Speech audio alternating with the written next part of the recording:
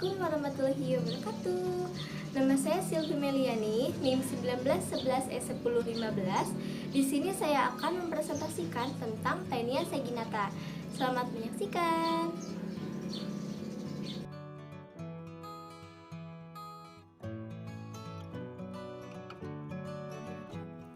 Taenia saginata umumnya dikenal sebagai cacing pita sapi, adalah cacing pita zoonotik yang termasuk ordo Cyclopilidea dan genus Taenia.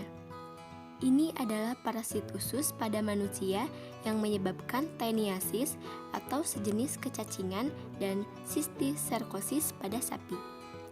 Sapi adalah host intermediate di mana perkembangan larva terjadi, sementara manusia adalah host definitif yang membawa cacing dewasa. Taenia saginata termasuk ke dalam kingdom Animalia, phylum Platyhelminthes, kelas Cestoda, ordo Cyclopilidea, family Taenidae, genus Taenia, dan spesies Taenia saginata.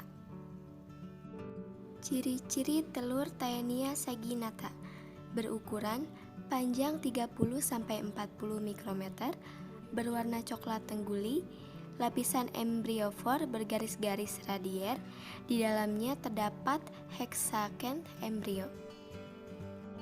Ciri-ciri cacing dewasa yaitu mempunyai panjang 5-10 meter, terdiri dari scolex, leher, dan strobila. Scolex berbentuk piriform, berukuran 1-2 mm yang dilengkapi dengan 4 batil isap yang menonjol. Strobila terdiri dari 1000-2000 proglotid atau segmen, di mana makin ke distal proglotid semakin matang.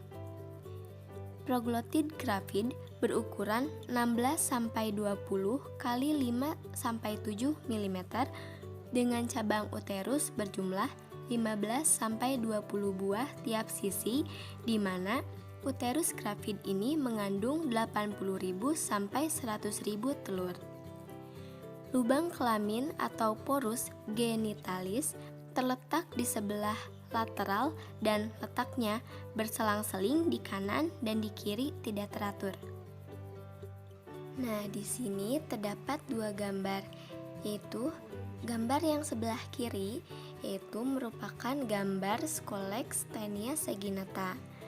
Nah, Scolex ini merupakan bagian tubuh dari cestoda atau cacing pita yang terletak di bagian anterior.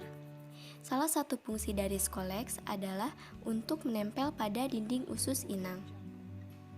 Kemudian, gambar yang ada di sebelah kanan merupakan gambar proglotid gravid Taenia saginata.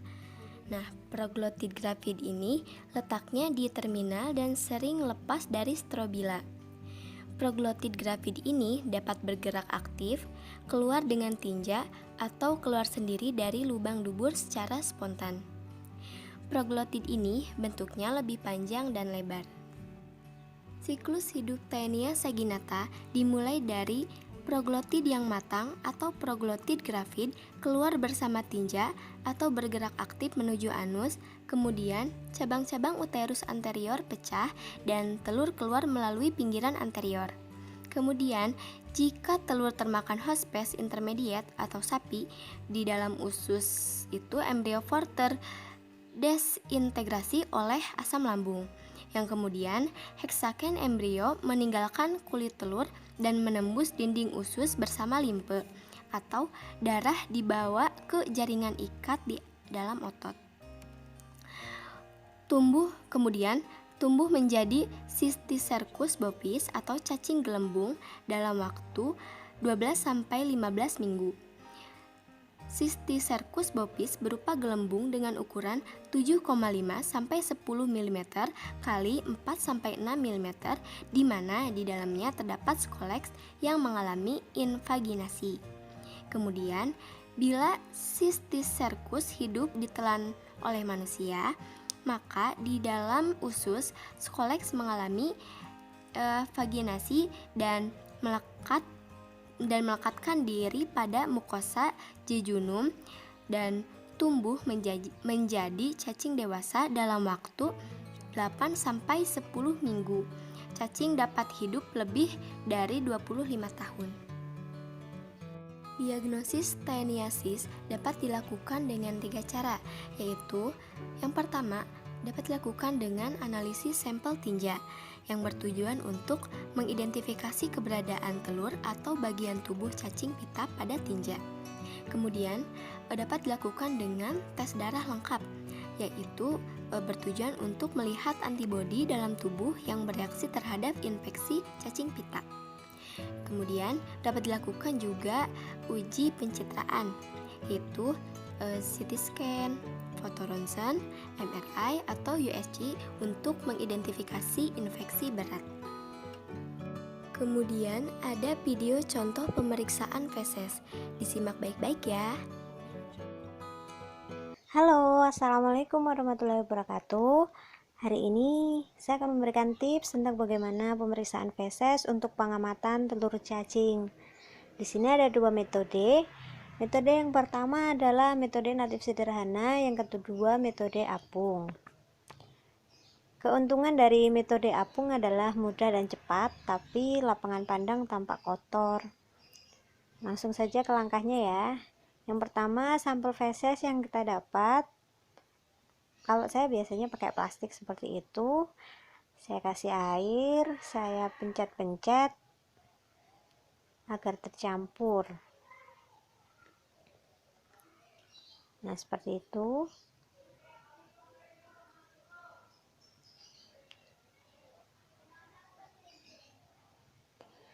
Nah, jika sudah tercampur, nah, kurang lebih seperti itu ya. Tercampur, diambil dengan menggunakan spuit atau pipet.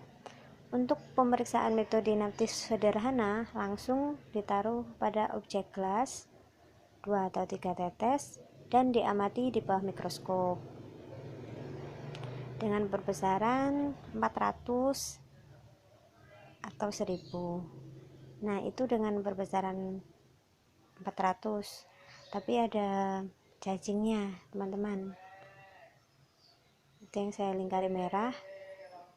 Nah, ini adalah penampakan telur cacingnya sendiri.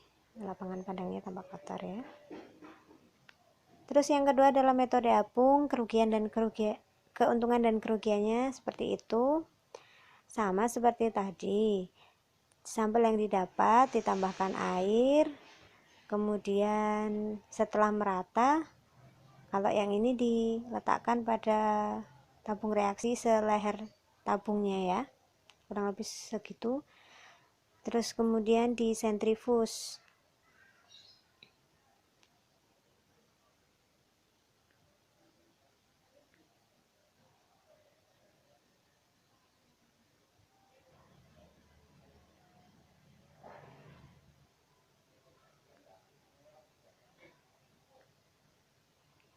Setelah selesai sentrifus, diangkat.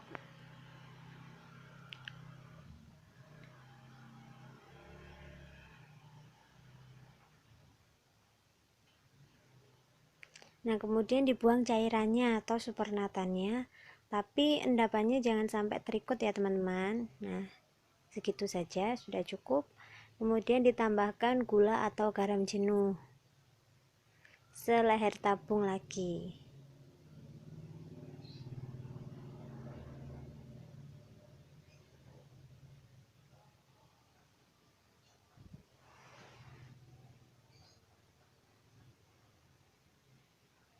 Kemudian disentrifus kembali.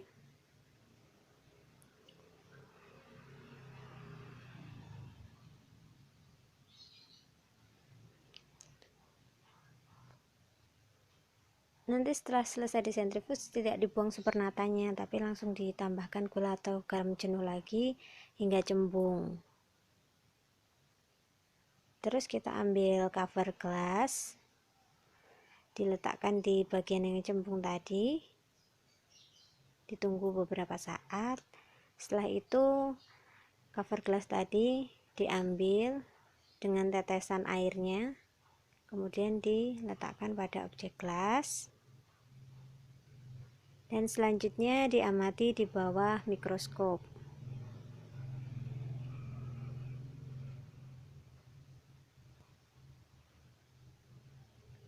Nah, itu adalah penampakan dengan metode apung ya.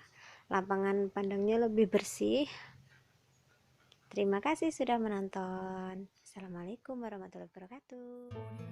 Kemudian, ada beberapa cara untuk pencegahan Taeniasis saginata, yaitu kita harus memasak daging sapi sampai matang sempurna.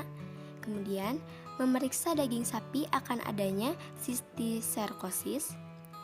Kemudian, menghilangkan sumber infeksi dengan mengobati dan mencegah kontaminasi tanah dengan tinja manusia. Kemudian, dapat melakukan pendinginan daging sapi dan kemudian dapat mencuci tangan dengan sabun sebelum dan sesudah mengolah makanan, sebelum makan, dan setelah keluar dari toilet.